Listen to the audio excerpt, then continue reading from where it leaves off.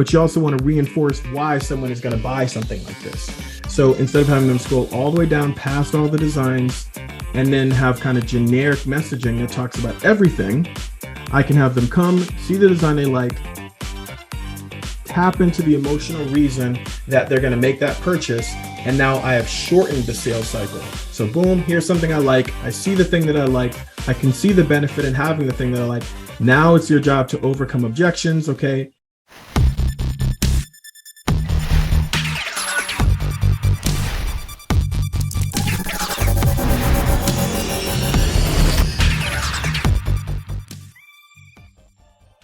We are live in full effect.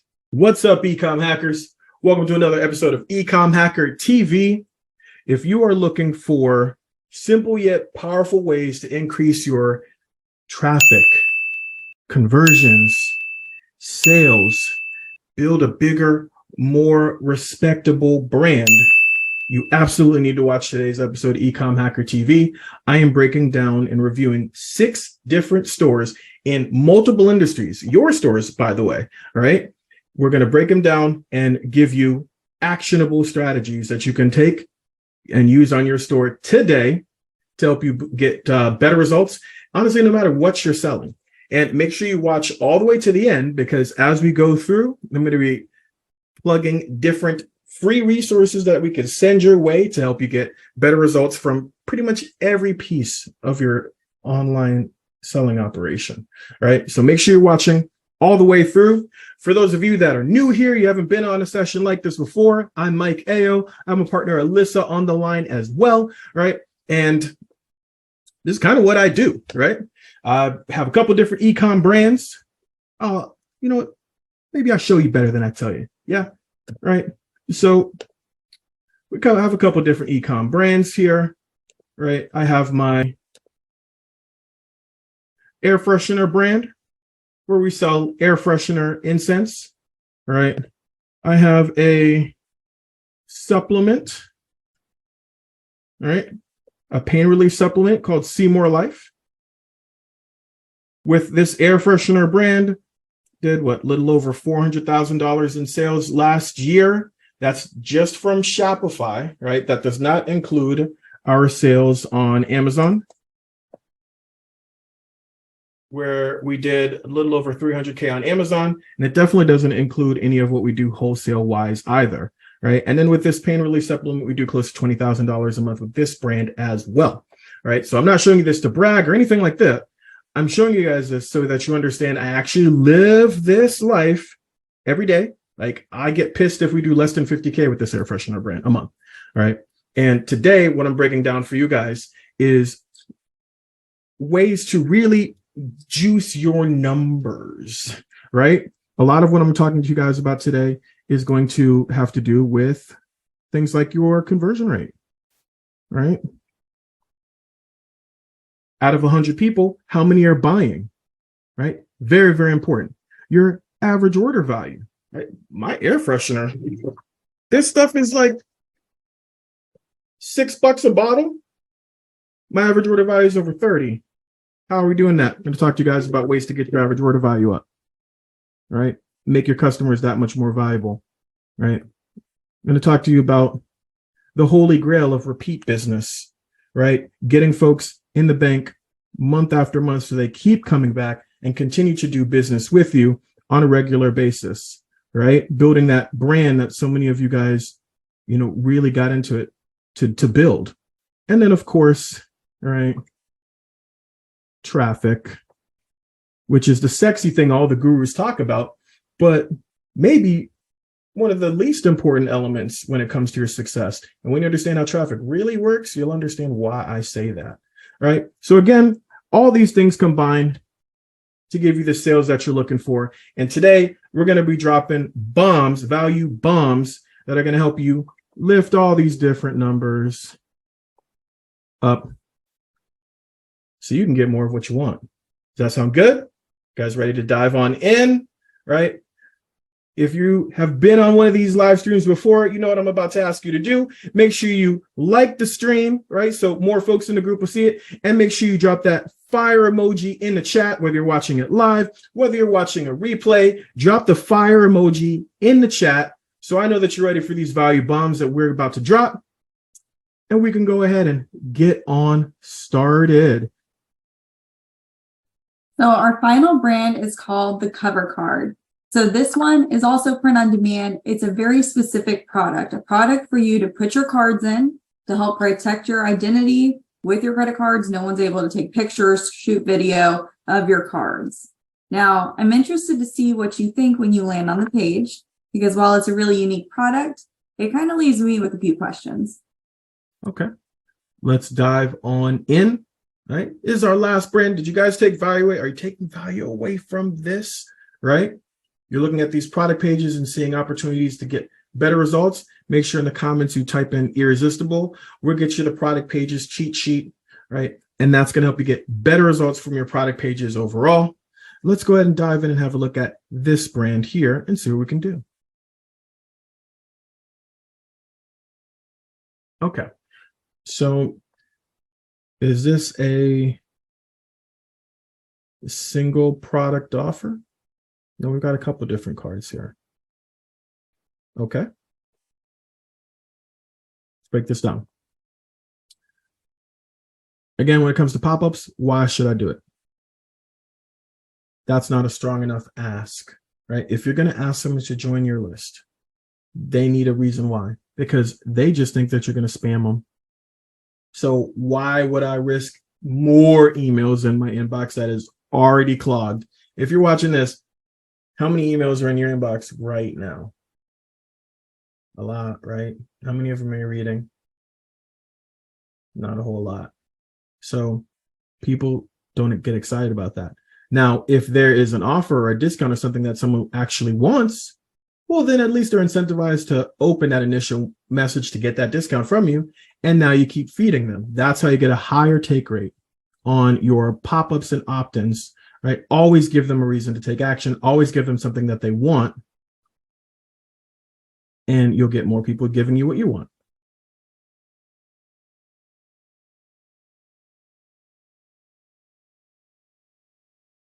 Slim, lightweight shop cover card.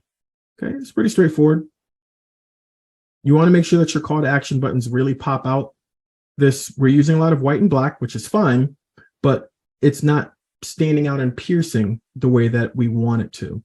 So you may want to look at like a green or an orange for your call to action button colors. That's going to help you increase the actual click rate and get more folks clicking. But this is a much better use of our prime real estate and getting folks shopping than some of the other different designs that we have seen.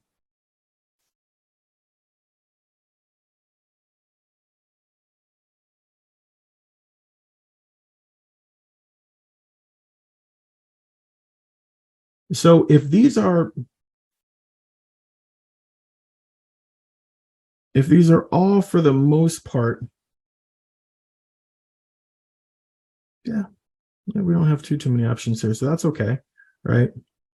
You could even call it bestsellers to get folks going, but you don't have that many options here. So the only way I would say maybe splitting up this navigation here would be if we were to start categorizing the type of designs, like motivational designs, floral designs, faith-based designs, etc.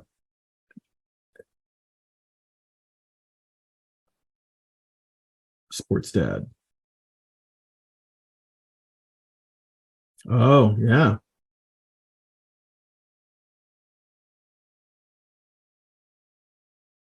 So this is, as we get deeper here, instead of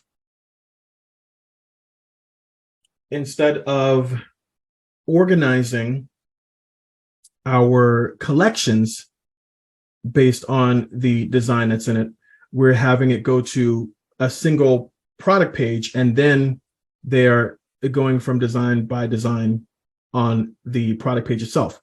Now, I would strongly recommend that what I was just saying before, where we put this type of thing in a navigation, right? Sports, faith, floral, etc. Put all that in our navigation up here. So that way folks can go into the type of cover card that they're going to be most interested in. Why is it important that we break something like that out?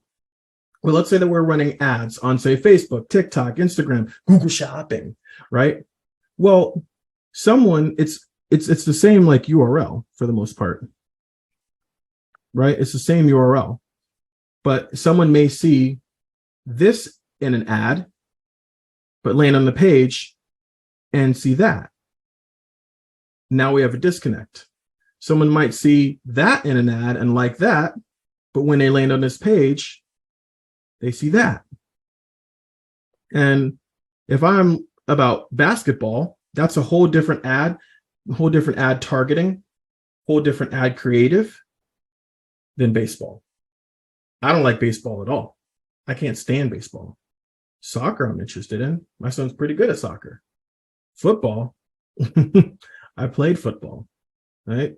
But if I experience a disconnect when I land on the product page, that's going to hurt my conversion rate.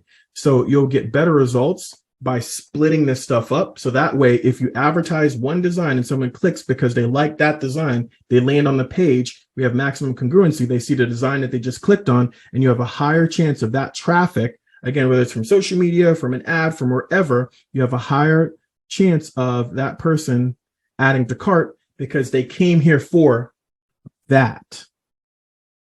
Shorten the steps, maximize your conversions there, right? Break it up into more clearly defined categories.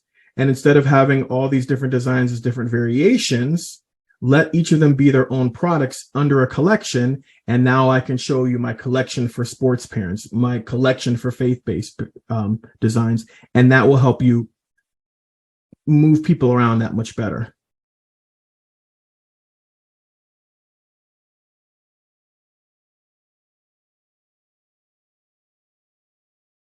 Right.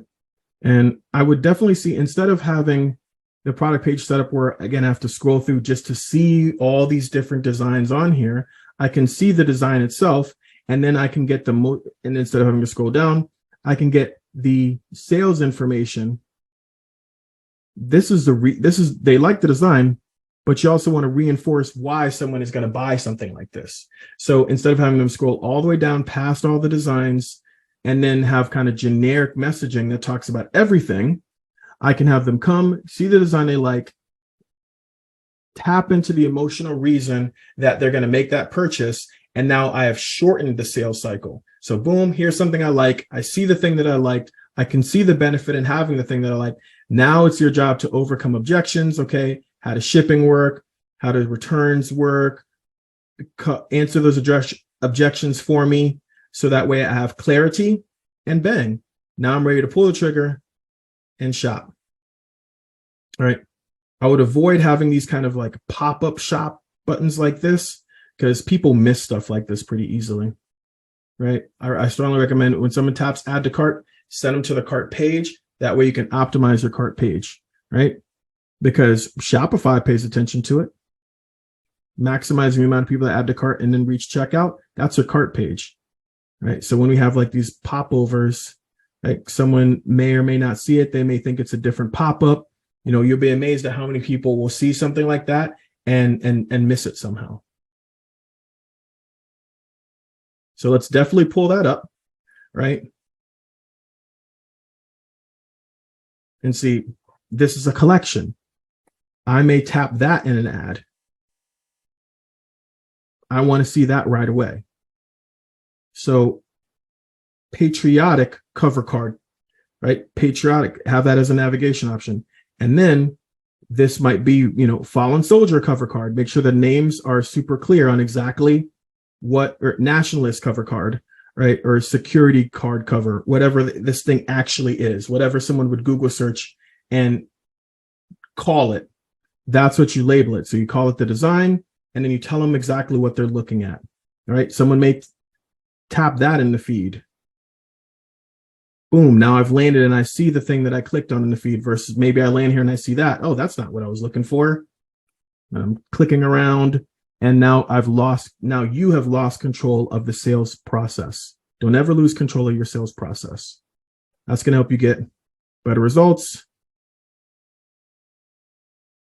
Double check for situations like that. But you could totally advertise stuff like this. Absolutely. You can run ads for this. You can